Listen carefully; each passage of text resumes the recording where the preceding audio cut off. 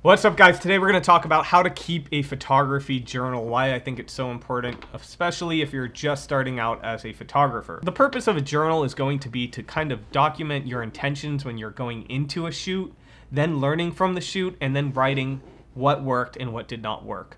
Now, if you're going to go and tear yourself apart and have a lot of hate on yourself, it's not actually going to be beneficial, and you should not journal if that's the case. The idea is to go into a shoot with an intention. Maybe it's what you're going to work on. I always recommend working on at least something as a photographer, or anything you do, anything you're trying to improve at. It gives you focus, it gives you a goal, it helps you just kind of narrow down the noise in your head to one thing. If you're a wedding photographer, maybe you're working on photographing cake. If you're a street photographer, maybe you are working on capturing natural moments and not so much stale images that don't really have anything to say. It could be anything. It could be wide, it could be narrow, but work on something.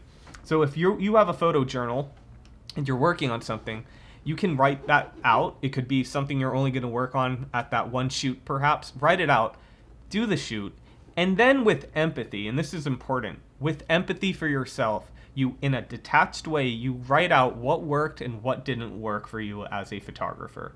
And don't neglect what's working for you. It's really important to write that, maybe even more important than writing what didn't work for you. Personally, there is one thing I'm always working on, and that is just being present on the job. It's become second nature at this point that when I go to a job, I don't really have other thoughts in my head. I'm only there with the photography. And by the way, if you're a working photographer, that makes the time fly. You're not thinking about, wow, this has been 8 hours of shooting.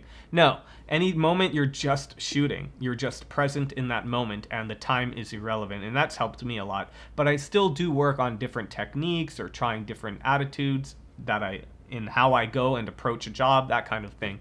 So I hope this video helps you guys.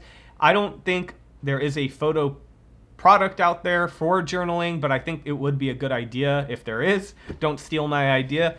But really, guys, you can make your own. Get a book, write down your thoughts, what you're trying to achieve, what you're working on, then in a detached way, with love, write out what worked and what didn't work on a shoot. And it doesn't have to be a paid gig if you're a professional photographer. It can be you photographing your family. You write out what your intentions are, and then you see what works and what doesn't work, and you learn from them with love.